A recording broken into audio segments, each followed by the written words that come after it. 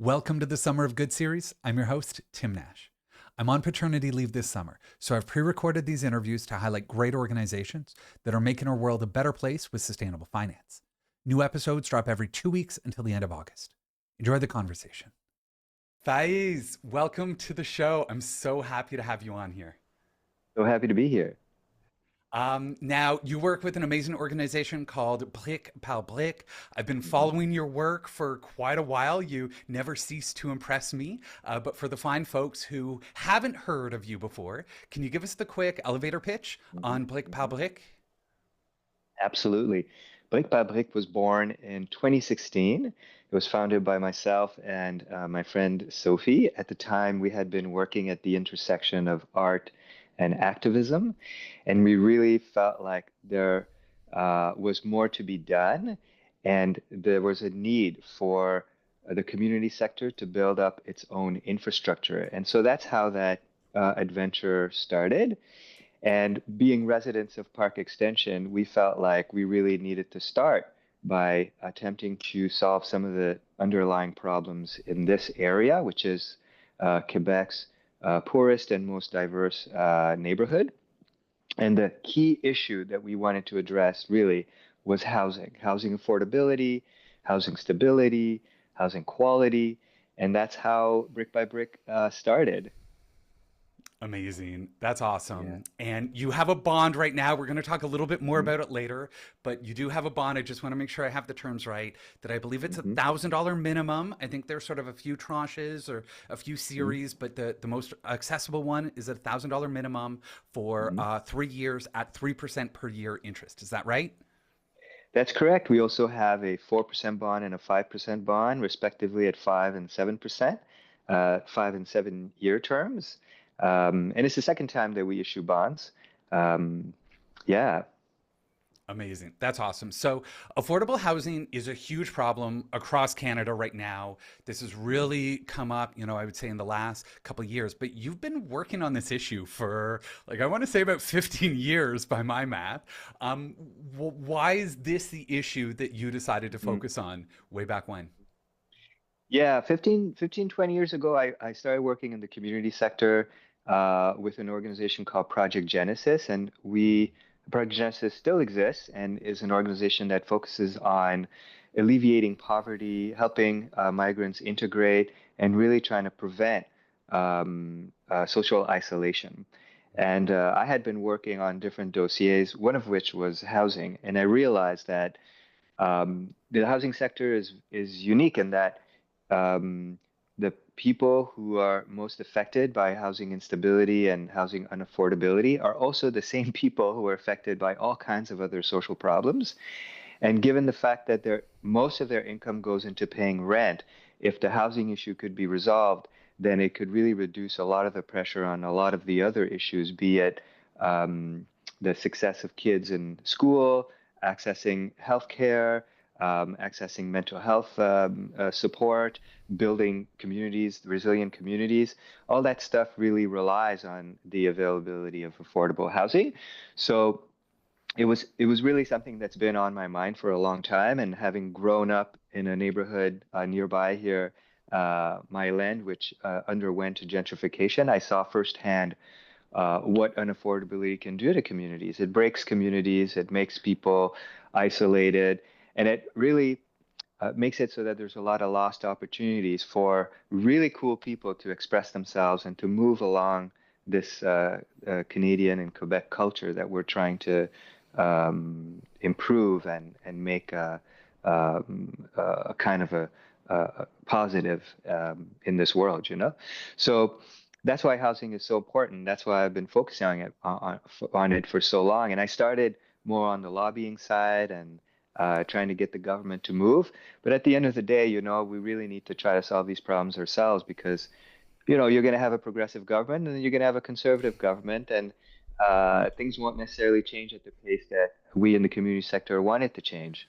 So the community bond in 2018 became an interesting tool for us to experiment with, and we had a great deal of success, and that's why we're doing it again. That's awesome. And I think that's when I first kind of came across your work was when you did that community bond. that, I've been sort of a long-standing supporter of these initiatives. And so to see something in Montreal in affordable housing, I think you were early on the learning curve there. Help me understand that.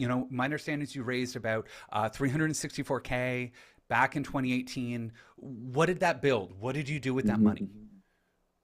Well, before talking about the money, I think it's important to note that at the time, community bonds were very, very nascent in Canada and especially in Quebec. We became the largest issuer of community bonds in Quebec at the time and the second largest in Canada to focus on housing. So it wasn't a lot of money, but it certainly was a lot of money at the time.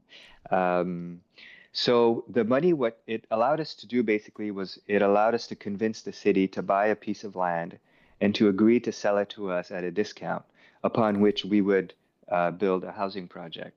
At the end of the day, we were able to convince the provincial government to come in and other, partners to come in, and the city decided to give us the land. So we used the money that we had raised to buy another building to establish a community center.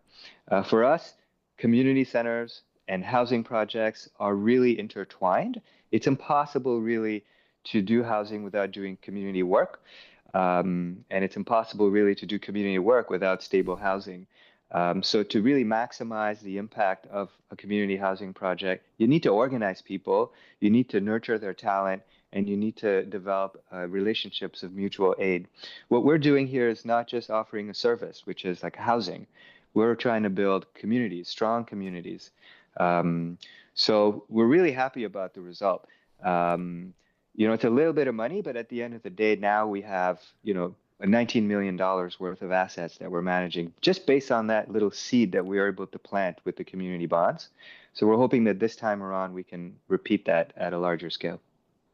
That's so cool. I love this because, when it comes to community bond, it's never there are no silver bullets, there's no panacea, right? And there's no part of that. And even when it comes to raising money, I often talk to organizations about this idea of a tech stack that you kind of need different sources of capital, but I really feel that the community finance piece with community bonds that really does provide almost like the foundation to that Totally. tech stack.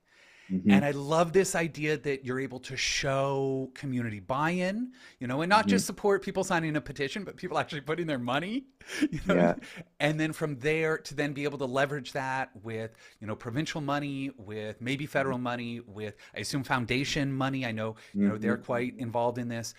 There might even be some traditional debt in there, Hmm. like with a Hmm. Yeah. mortgage, with a bank or a credit union, right? But really kind of, I do feel that the community bond Hmm. aspect is almost like the bedrock of It your, is. yeah. It absolutely is. I think, in a context where there's so much competition for land and for scarce government resources, and every community wants to see a project move forward, bureaucrats need a way to filter through all of this. And I think they're starting to realize that if communities are able to come together and take on the most um, basic risk in a project and to demonstrate that they're able to raise money and manage it, then it really unblocks those institutions that they're managing. So it's really a great tool, and it does, like you say, really form the bedrock of our development and our growth. I love it. And it's almost because, one thing I've seen and certainly in the affordable housing space, but are NIMBYs, right? And people, and Yeah, sometimes with community, they don't want this and there can be yeah, some friction there. And so to me, it's kind of, we use this term YIMBY, sort of yes in my backyard. But again, it's one yeah, thing to sort of sign a petition and support. It's another thing to put down $1,000 to say that, hey, yeah. I am investing in this. And I think Hmm. it's one of the greatest displays of community support is to show people Hmm. putting their retirement Hmm. money and Hmm. investing it into this project. I love it. Absolutely. The community bond, because they have to be issued and sold by the organization itself and cannot really be sold through an intermediary, it forces organizations, their managers, their volunteers, their stakeholders to make the issue they're trying to address a public issue. It forces them to bring that conversation to the public arena and it makes it so that there is that conversation between the NIMBYs and the YIMBYs around the issues. Because if you don't have the conversation, you can't move an issue forward. So having these conversations in our communities is helping a lot. They're difficult conversations, but they're conversations that need to happen if we're gonna, come up with some sort of compromise. Our cities need to grow. We need to make room. So we need to talk about that. Yeah. No question. Now, you did that campaign in 2018. How much are you raising with this round? So look, community bonds have become mainstream almost, I think. Um, And so we're being a whole lot more ambitious. People know what community bonds are. Other organizations have raised money in the millions of dollars.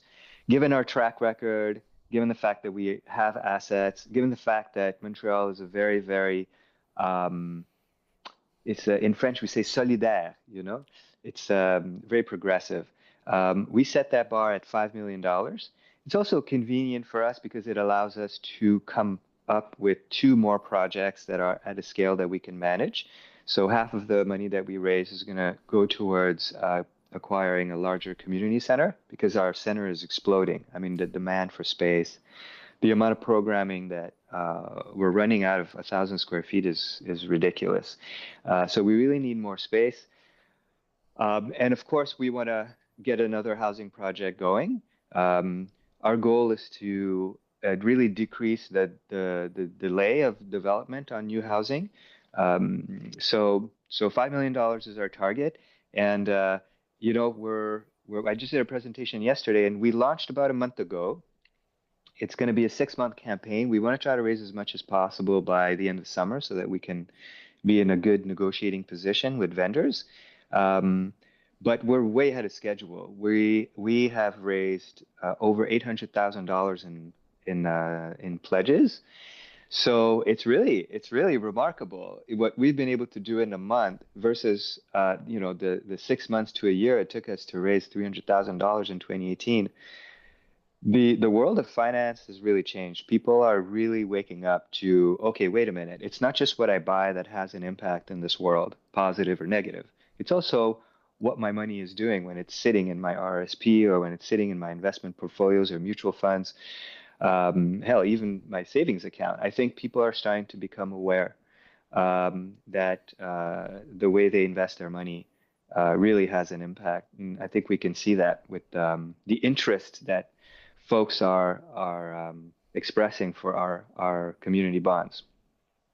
I love it. I mean, obviously, that's music to my ears. I've been banging this drum for a while and trying to get people to be more intentional. And, I do prefer exchange traded funds, ETFs to mutual funds, but do understand that's where, most people have their money in mutual funds.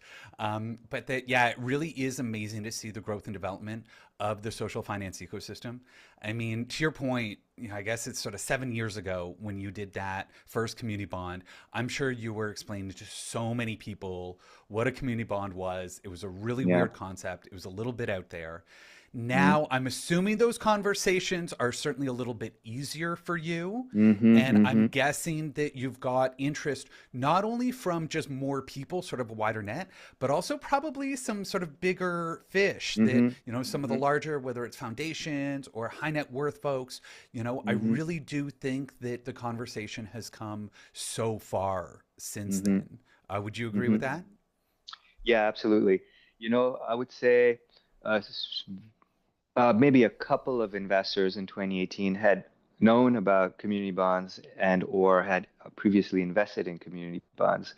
Today, I would say a third of investors already own other community bonds. They don't need to be explained what a bond is. They are aware of the optionality as far as like progressive or alternative financial investments are concerned.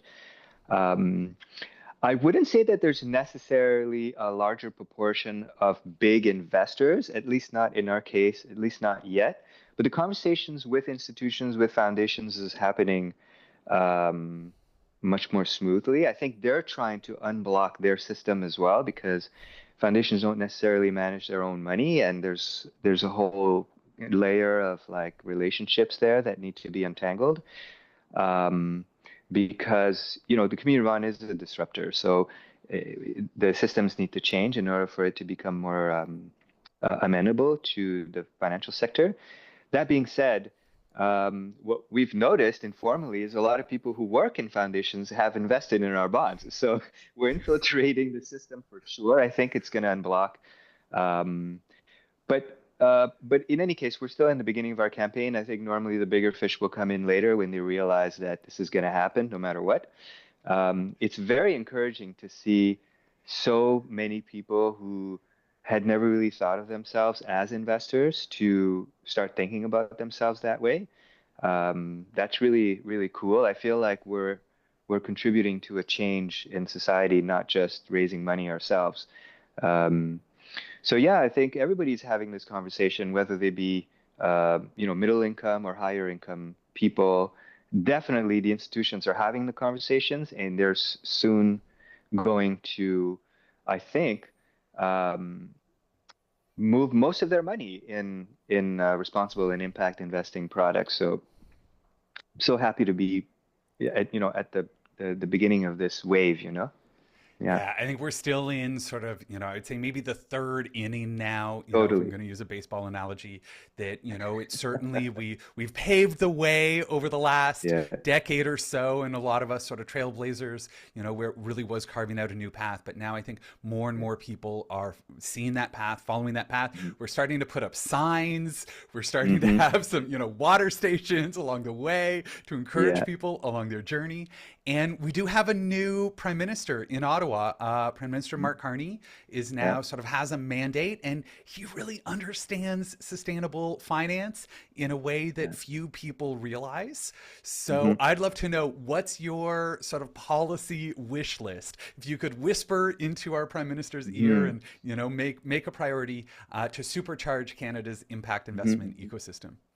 Mm-mm-mm-mm-mm-mm. That's a good question. I'm very hopeful about the new administration. I do appreciate how much Mark Carney thinks like an economist. I think that social finance is not just good for the heart, but it's also really good business. So because it's good business, I think, the new government is probably going to find a way to value it.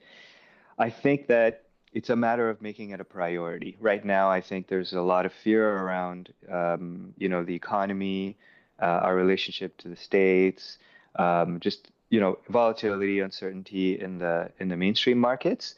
Um, I think that what I would basically tell Mark Carney, if I was able to whisper in his ear, is to say, look, we have a largely domestic industry here that largely supports domestic companies and communities. And I would encourage him to look into, an outright federal guarantee on um, uh, real estate-backed bonds or asset-backed bonds that are issued by community organizations. I would ask him to look at the legislation around community bonds and the financial sector to make community bonds more easily tradable, more accessible to traditional financial intermediaries. I would definitely bring in tax advantages and support the philanthropic sector to invest in this kind of product. Um, I would really want to see an integration of the social finance sector with the traditional finance sector, and not Mm. just allow traditional financial companies and institutions benefit from the need for Canadians to save and to grow their financial security. I think those things need to be integrated, similar to I think how it was done in the consumer sector. But I think there's more to be done there as well. Um, so yeah, I mean it's a great way to grow the country, really, while doing good. So it's a bit of a no-brainer. I just want him to pay attention more. Awesome. Well, I think we've got some attention. I'm expecting some movement. I'm very hopeful here that I Yeah. think we've got not only him but some of the people that are sort of part of the administration and some of the staff folks. Certainly they're a lot further along on their sustainable investment journey than the people who worked there before.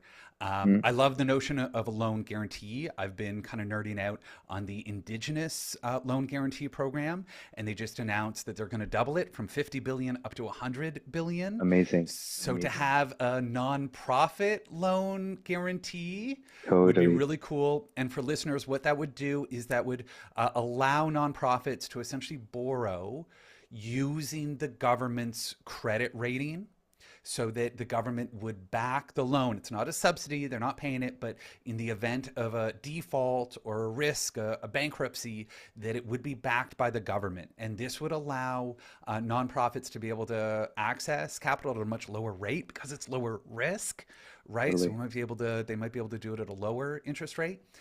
For investors, obviously it means we're happy because there's less risk. It's backed by the government. But critically, I think it would also allow us, by using that credit risk, it would allow some of the larger issuances. Like if you're going to raise 5 million, I'm imagining, in 5 years from now, it's going to be 50 million. Like, let's keep you on this Hmm. trajectory. And that what that would allow is to have that the credit rating, rather than you having to pay for it yourselves from a group like Moody's or S&P or all these bond rating firms. That if we could Hmm. just simply use the government's bond rating, I think that would Hmm. allow for inclusion in a lot of these products, Hmm. such that it could be held in a more traditional bond fund. One of the big barriers right now is that community bonds typically don't have credit ratings associated with it because it's Hmm. prohibitive. It is very expensive. So if we could kind of lean on the government for their backing and their credit rating, I think that's a great idea. I really hope someone's Hmm. listening. Yeah, we're doing what we can, and I think if we can get the support of, all levels of government, we can really move this forward. Yeah. Amazing. So, how can people learn more about your incredible organization and actually buy your community bond? Yeah, absolutely. Look, the best way to learn about our organization, to stay updated and to be inspired by the work that we do, is to sign up to our newsletter. Um, Please go onto our website, which is located at www.briqueparbrique.com. That's BriqueParbrique. So that's just brick by brick in French. So briqueparbrique.com. And there you're gonna find information about our bond offerings, about our upcoming projects. Our bonds are secured against our real estate assets, so it's really a great way to earn a little bit of money while doing great work and supporting alternative, impactful real estate endeavors and a community organization that, in all humility, I feel like is just so inspiring for myself, for my team, and for the community that we serve. Yeah, and I love your newsletter. It's great. Would encourage everyone to sign up. And I believe you're working with Tapestry Community Capital on the bond. Is that right? That's right. They really make things so easy for us. Like our investors get their payments, interest payments annually directly into their accounts. They get tax receipts every year. It's really easy to purchase our bonds and to manage the relationship thanks to Tapestry. So big shout out to them. They're doing fantastic work. Fantastic, amazing. Keep up the great work that you're doing. I love it so much. Such a big fan of your work. Faiz Abhuani is founder and director of Brique Par Brique. Thank you so much for joining me today. Thank you so much, Tim. Keep up the great work. I really appreciate you taking the time and giving us this opportunity. We'll catch you soon. Ciao. Such a fun episode. A sincere thank you to our guests. Links we discussed are below. A huge thank you to Yamini Cohen for producing the Summer of Good series and making us all sound great. And to you, thank you so much for listening, for being here, and for sticking around till the end. As I've mentioned, this series was recorded ahead of time while I'm on paternity leave, taking some quiet and probably loud moments with my growing family. But it means a lot to know that these episodes are reaching you while I'm away. If you're looking for support with your sustainable investments, there are still some good ways to stay connected. Want to explore DIY sustainable investing? Join the Good Investing Classroom. You can share your thoughts and questions or check out my courses.